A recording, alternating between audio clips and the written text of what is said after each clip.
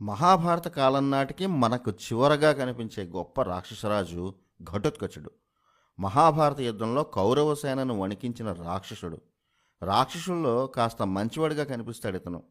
భీముడి కొడుకు. మహాభారతంలో కనిపించే అద్భుతమైన పాత్రల్లో ఘటోత్కచుడు ఒకరు. ఘటోత్కచుడు అంటే మనకు మొట్టమొదట గుర్తుకు వచ్చేది మాయాబజార్ సినిమా. అందులో అభిమన్యుడు శశిరేఖ వివాహానికి ఘటోత్కచుడు చేసిన సందడితో ఆ సినిమా ఇప్పటికీ ఆల్ టైమ్ క్లాసిక్గా నిలిచిపోయింది. ఆ కథ కల్పితమే అయినా ఘటోత్కచుడి గురించి చాలామందికి తెలిసింది ఆ సినిమా నుంచే. భీముడు హిడింబల కొడుకైన ఘటోత్కచుడి అసలు చరిత్ర గురించి ఇప్పుడు తెలుసుకుందాం. లక్క ఇంట్లో పాండవులను చంపుదామని కౌరవులు కుట్ర చేశారు. కానీ పాండవులు తప్పించుకున్నారు. ఆ తర్వాత అడవిలో బస చేసిన పాండవులకు భీముడు కాపలా కాస్తున్నాడు. అప్పుడు హిడింబాసురుడు అనే రాక్షసుడు వీరిని తినేద్దామనుకున్నాడు. ఆ హిడింబాసురుడి చెల్లెలు హిడింబ. పుట్టింది రాక్షసిగానే కానీ ఆమెకు కాస్త మానవత్వం ఉంది. పాండవులను రక్షించాలని అనుకుంది. వారిలో భీముడిని చూసి ఇష్టపడింది హిడింబ.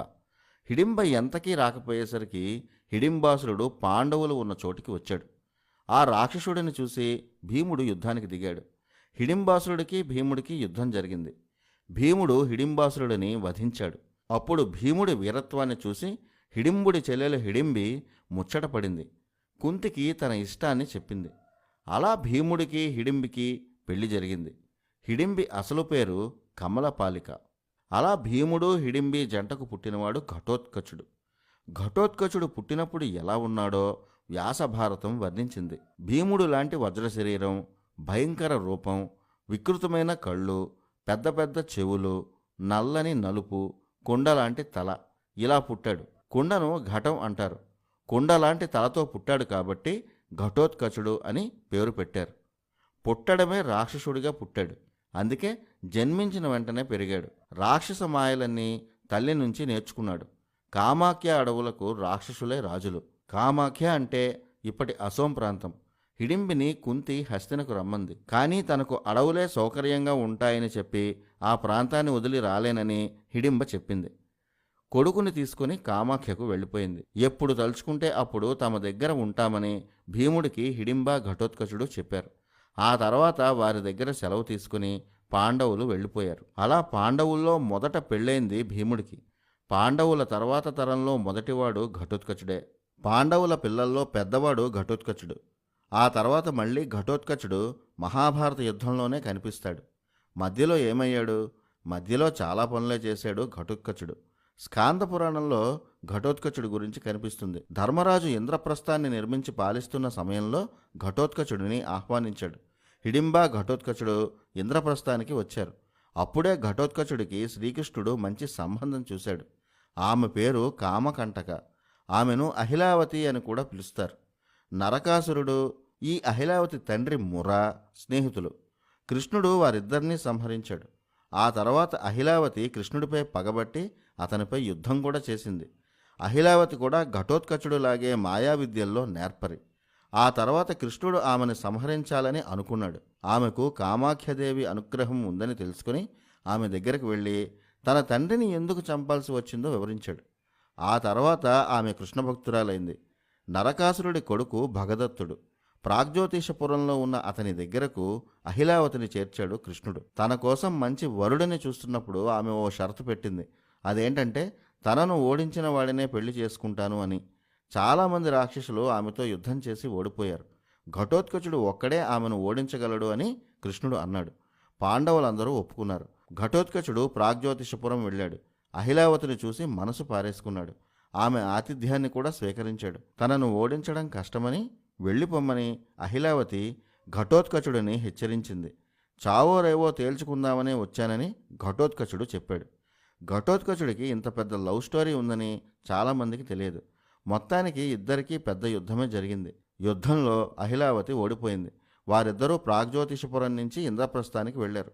పాండవుల సమక్షంలో ఘటోత్కచుడు అహిలావతికి పెళ్ళైంది. వారికి 3 పిల్లలు. వారు మేఘవర్ణుడు, అంజనవర్ణుడు, బర్బరీకుడు. పాండవుల అరణ్యవాసం సమయంలో ఘటోత్కచుడు పాండవుల సేవలోనే ఉన్నాడు. భీముడు ఎప్పుడు తలుచుకుంటే అప్పుడు వెళ్ళి వాళ్లకు సహాయం అందించేవాడు. ఇక మాయాబజార్లో ఉన్న కథేంటి? ఆ కథకు ప్రేరణ శశిరేఖ పరిణయం అనే జానపద నృత్య రూపకం. ఆంధ్రప్రదేశ్లో కొన్ని ప్రాంతాల్లో తోలుబొమ్మలాటలో ఒకప్పుడు ఈ కథను ప్రదర్శించేవారు. ఉత్తరప్రదేశ్, రాజస్థాన్ ప్రాంతాల్లోనూ ఈ కథ వినిపిస్తుంది. ఇది నిజంగా జరిగిందా లేదా అన్నది తెలియదు. భారతంలో ఎక్కడా ఈ కథ ఉండదు. ఇది ఒక స్థానిక జానపద కథ. బలరాముడి కూతురు వత్సల.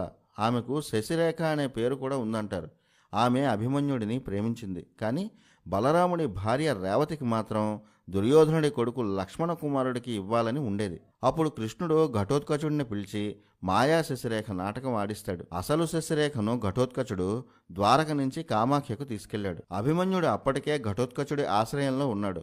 అప్పుడు శశిరేఖ పరిణయం అభిమన్యుడితో జరిగింది. ఇది జానపద కథగా బాగా పాపులర్. ఇదే కథతో తీసిన మాయాబజార్ ఎవర్ గ్రీన్ క్లాసిక్గా నిలిచింది. ఎంతలా అంటే ఘటోత్కచుడు అంటే ఎస్వీఆర్ని తప్ప మరొకరిని ఊహించుకోలేనంతగా ముద్రపడింది. కానీ ఈ కథ కల్పితమనే చెప్పాలి. ఈ కథ కూడా పాండవులు అరణ్యవాసంలో ఉన్నప్పుడే జరిగినట్టు కూర్చారు. ఇక కురుక్షేత్ర యుద్ధంలో ఘటోత్కచుడి పాత్ర చాలా పెద్దది. యుద్ధానికి ముందే ఘటోత్కచునితో జాగ్రత్త అని ధృతరాష్ట్రుడు కౌరవులను హెచ్చరించాడు.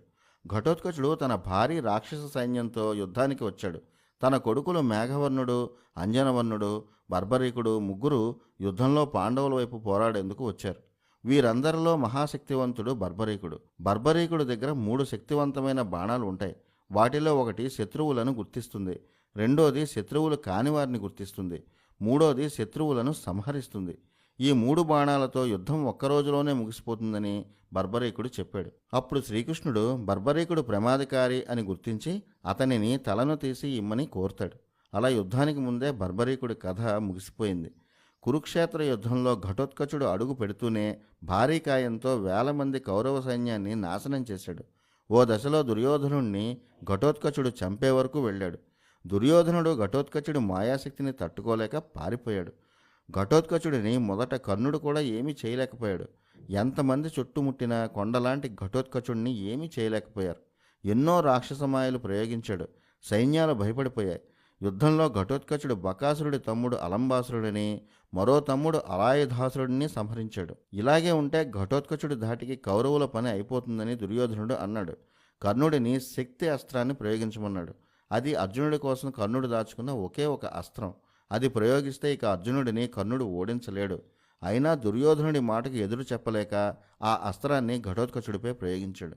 ఆ అస్త్రానికి ఘటోత్కచుడు మరణించాడు. మరణించినప్పుడు కూడా తన శరీరాన్ని పెద్దది చేసి కౌరవుల సైన్యంపై పడ్డాడు. అలా కొన్ని వందల మంది సైన్యం చనిపోయారు. మొత్తానికి కురుక్షేత్ర యుద్ధంలో ఘటోత్కచుడిది చాలా పెద్ద పాత్ర. ఘటోత్కచుడు మరణించాక పాండవులు బాధపడ్డారు. కానీ శ్రీకృష్ణుడు బాధపడవద్దని చెప్పాడు. ఎందుకంటే ఒకవేళ ఘటోత్కచుడిపై ఆ శక్తి అస్త్రాన్ని కర్ణుడు ప్రయోగించకపోతే అర్జునుడికి ప్రమాదం అని చెప్పాడు. ఇప్పుడు కర్ణుడు బలహీనుడయ్యాడని అన్నాడు. పైగా ఘటోత్కచుడు రాక్షసుడు, మాయా విద్యలు తెలిసినవాడు.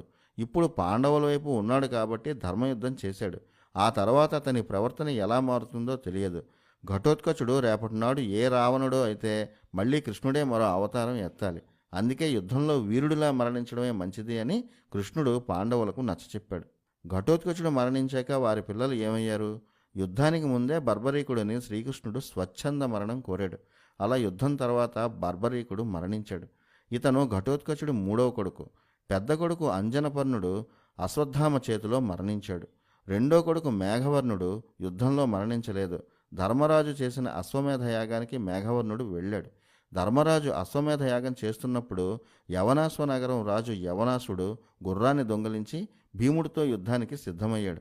అప్పుడు ఘటోత్కచుడి కొడుకు భీముడికి మనవడు అయ్యే మేఘవర్ణుడు తన మాయా విద్యతో యాగాశ్వాన్ని తెచ్చి భీముడికిచ్చాడు. ఇది మహాభారతంలో ఎంతో కీలకమైన ఘటోత్కచుడి కథ.